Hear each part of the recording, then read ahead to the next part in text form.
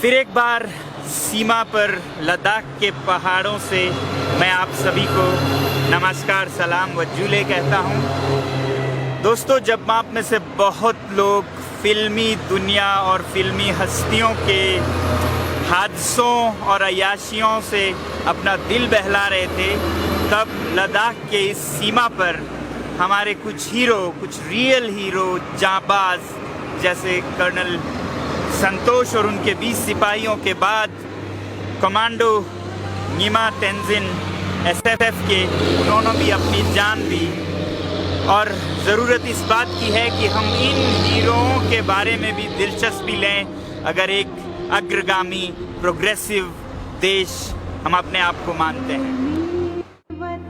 इस हफ्ते लेह शहर के पास चोकलामसर गांव में स्पेशल फ्रंटियर फोर्स के इस जाबाज सिपाही कमांडो न्यीमा तेंजिन का अंतिम संस्कार किया गया और लद्दाख की जनता ने आकर भावभीनी श्रद्धांजलि दी। आइए हम सब भी मिलकर श्रद्धांजलि देते हैं इस रियल हीरो को। कमांडो न्यीमा तेंजिन शहीद हुए थे पैंगोंग झील के पास चुशुल गांव के नजदीक इस पहाड़ी को कब्जा करते हुए, जिसका नाम ब्लैक टॉप हिल भी कहा जाता है। और आजकल इस पहाड़ी पर तैनात हमारे फौजी भाइयों की संरक्षण, सुरक्षा और उनकी सहूलियत के लिए चुशुल गांव के युवक युवती अपने इच्छा से वॉलंटियर कर रहे हैं, उन्हें पानी पहुंचाने के लिए, रसद पहुंचाने के लिए, ईंधन पहुंचाने के लिए। और ये प्रथा कोई नई नहीं है लद्दाख में। दशकों से जितने भी युद्ध लद्दाख में हुए हैं, लद्दाख के शहरी यानी सिविलियंस सेना के साथ कंधे से कंधा मिलाकर युद्ध भूमि तक भी गए हैं। इसके बारे में मैं आगे और बताऊंगा, मगर ये एक फिल्म हकीकत जो कि बॉलीवुड में बनी थी 1964 में, इसके क्लिप देखते हैं जहां ये दिखाया गया है चेतन आनंद साहब ने कि लद्दाख के शहरी भी कैसे युद्ध में भागीदार थे और मदद कर रहे थे सैनिकों के। इस फिल्म को आप जरूर देखिएगा, ये शायद मदद कर सकता है आपको आज के हालात को समझाने के लिए भी। लेकिन हम चौकी नहीं छोड़ रहे। घेरे की वजह से खाने पीने का सामान हेलीकॉप्टर के जरिए भेजा जा रहा है। लद्दाखी सिविलियंस को राइफल ट्रेनिंग देने का इंतजाम किया जा रहा है। Ready and load.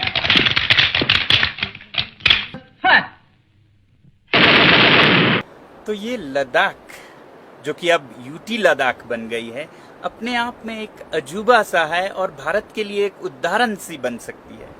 न सिर्फ यहाँ के लोग देशभक्त हैं जो कि आपने अभी देखा, बल्कि बहुत ही ईमानदार भी हैं। यहाँ अपराध के नाम पर लगभग कुछ होता नहीं है, बल्कि सोशल मीडिया तो भरी पड़ी होती है कि कोई कह रहा है मुझे ये बटुआ मिला, इसमें 5,000 रुपये हैं, आके ले जाए, कहीं एटीएम कार्ड मिला है, कहीं क्या सामान मिला है। और यहाँ के लोग बहुत पर्यावरण प्रेमी भी हैं। ऐसा एक रेगिस्तान है पहाड़ों में जहाँ कुछ भी अपने आप से नहीं उगता, और यहाँ डिफॉरेस्टेशन यानी कि जंगल कटाई नाम की तो कोई चीज है नहीं, बल्कि जरा सी भी अगर आप कोई हरियाली देखते हैं तो वो मानव निर्मित है, मैन मेड है। आबादी के दृष्टि से भले ही थोड़े ही हो, 3 लाख है कुल यहाँ की जनसंख्या, जो कि शायद दिल्ली मुंबई के गली में पाई जाती है। 3 लाख की आबादी में 14 तो पद्मश्री और पद्म विभूषण हैं, जो कि आबादी के दृष्टि से देखें तो भारत के औसत से कोई 15 गुने ज्यादा है इस थोड़े से शहरियों में। ये तो हुए सिविलियन अवार्ड्स यानी कि नागरिक पुरस्कार।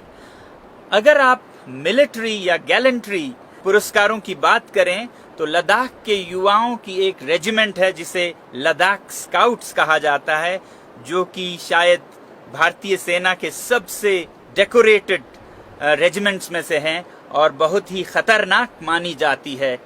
संख्या में लगभग सिर्फ 5,000 है, मगर हर युद्ध में अपने कारनामे दिखाए हैं। और जहां हर चौथा पांचवा सैनिक किसी न किसी पुरस्कार से सम्मानित है, 11 तो महावीर चक्र हैं इस छोटी सी रेजिमेंट में।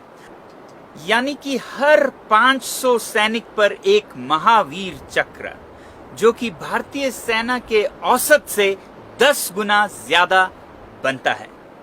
अब आप सोच रहे होंगे कि भारत की राजधानी दिल्ली से इतने दूर पहाड़ों में, और फिर भी इतनी देशभक्ति कि जितनी शायद खुद दिल्ली में भी ना मिले आपको।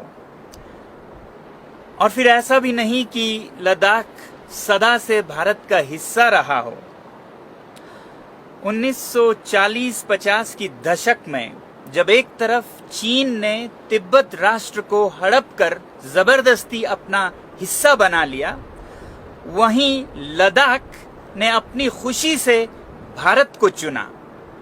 सन 1834 तक लद्दाख एक खुदमुख्तार राष्ट्र था, जैसे कि पड़ोसी तिब्बत राष्ट्र या फिर नेपाल राष्ट्र या फिर भूटान राष्ट्र हिमालय में है।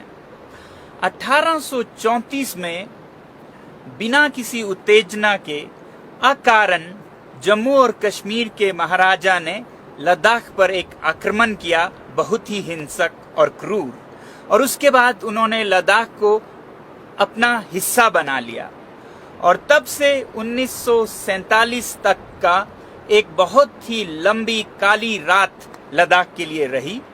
और फिर 1947 में जब कश्मीर के लोग भी महाराजा से आजाद होने के लिए एक आंदोलन चला रहे थे, तब लद्दाख ने भारत की आजादी के समय ये नहीं कहा कि हमें आजाद होना है, ये कहा कि हमें जम्मू और कश्मीर से निकालकर आप भारत माता अपने गोद में ले एक केंद्रीय शासित इकाई की तरह।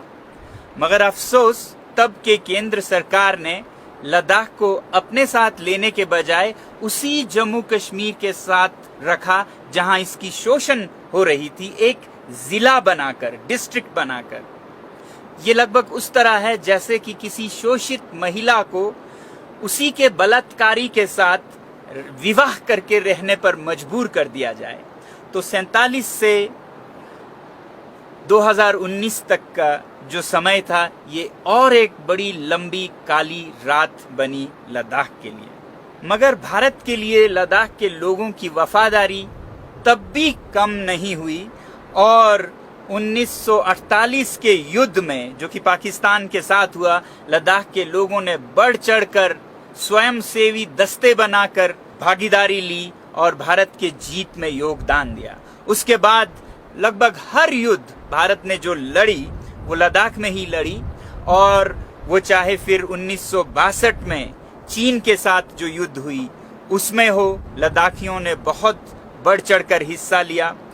1965 में पाकिस्तान के साथ जो युद्ध हुई उसमें भी लद्दाखियों ने अपने कारनामे दिखाए। और लद्दाख स्काउट्स के जवानों के गाथाएं तो आज भी इन पर्वतों में गूंजती हैं।